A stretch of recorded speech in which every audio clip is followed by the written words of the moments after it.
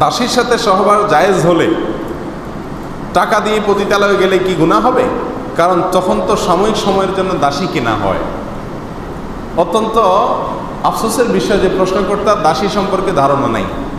কৃত দাসী, সাধারণ দাসী না, কৃত দাসীর সাথে সহবাস করা জায়েজ আছে, স্ত্রীর মতো আচরণ করা জায়েজ আছে। কার জন্য? ওই কৃতদাসীর যে মালিক তার জন্য। কৃতদাসীকে তিনি মনে করেছেন কৃতদাসী মানে হলো বাসার কাজের লোক, নাউজুবিল্লাহ। কৃতদাসী হলো যুদ্ধের পরে, মনে করেন মুসলিমদের সাথে অমুসলিমদের যুদ্ধ হলো, সেই যুদ্ধের পরে পরাজিত যারা, তাদের মধ্য থেকে যারা বন্দী হয়ে চলে আসছে, যুদ্ধবন্দী, এদের মধ্যে পুরুষদেরকে বলা হয় কৃতদাস আর মেয়েদেরকে বলা হয় কৃতদাসী। তাহলে যুদ্ধবন্দী হিসাবে গ্রেপ্তার হয়ে কোনো একটা পক্ষের হাতে না আসলে তাকে কৃতদাসী বলা।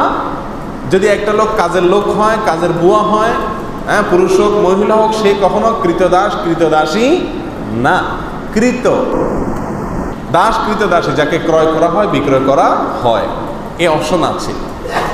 এখন কৃতদাসী যদি যুদ্ধবন্দী হিসাবে আসে, যে ব্যক্তির মালিকানায় আসবে, অর্থাৎ যোদ্ধাদের মধ্যে যে বন্টন করা হবে যুদ্ধলব্ধ সম্পত্তিতে, যার ভাগে পড়বে সে তার মালিক। সে চাইলে তাকে রাখতে পারে, চাইলে তাকে বিক্রিও করে দিতে পারে। এ হলো কৃতদাসী সম্পর্কিত সংক্ষেপে কথা। এখানে কৃতদাসীর সঙ্গে সহবাস করাকে ইসলাম অ্যালাউ করেছে কেন? এটা নিয়ে আমাদের নাস্তিক ভাইদের বা নাস্তিক বন্ধুদের প্রশ্নের কোনো শেষ নেই। তারা বলে, হ্যাঁ, একজন কৃতদাসীর সাথে ইসলাম সহবাস করাকে কীভাবে বৈধ করেছে?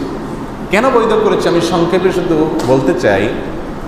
মনে করুন বাংলাদেশের মানুষের সাথে অন্য কোনো দেশের মানুষের যুদ্ধ হলো, যুদ্ধে যারা গ্রেপ্তার হয়ে বাংলাদেশের মানুষের কাছে চলে আসলো, তাদেরকে যদি পরাজিত শক্তি যারা, তারা তাদের যুদ্ধবন্দীদেরকে নেওয়ার জন্য কোনো চুক্তিতে আসতে পারলো না, যে কোনোভাবে নিতে পারলো না, ফেরত নিতে পারলো না। এখন এই লোকগুলা যুদ্ধবন্দী হিসাবে যাদের হাতে আছে তাদের কাছে কিভাবে থাকবে? ছেলেদেরটা তো যেমন তেমন কাজকাম করলো, সমস্যা নেই। মেয়েরা তো বাসা বাড়িতে থাকবে। তাহলে এই মেয়েটা বাসা বাড়িতে থাকলে তার নিরাপত্তার কোনো রাস্তা আছে?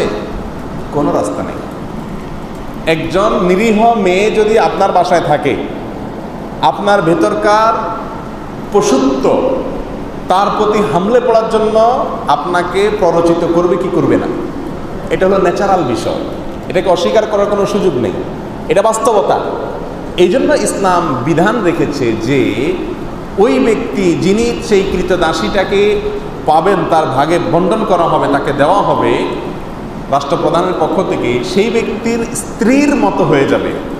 এই কৃতদাসী তার জন্য কি হয়ে যাবে?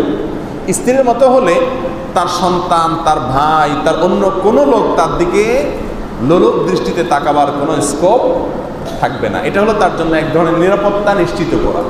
আমি কি বুঝাতে পারছি? এই লোকটা যদি তাকে বিক্রি করে দেয়, কেমন যেন একজন মেয়েকে তালাক দিয়ে আরেক জায়গায় বিয়ে দেওয়ার মতো।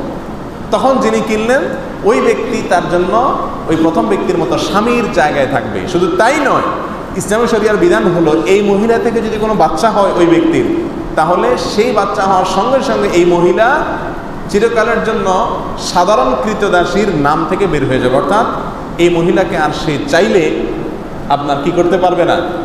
বিক্রি করতে পারবে না। তাহলে কৃতদাসী এক জিনিস আর কাজের বুয়া আরেক জিনিস। আপনি কৃতদাসীর সাথে সহবাস করা যায় সেজন্য পতিতালয়ে যাওয়াকে জায়েজ বলবেন, এটা মূর্খতা ছাড়ার কিছু না। আল্লাহ তাআলা হেফাজত করুন।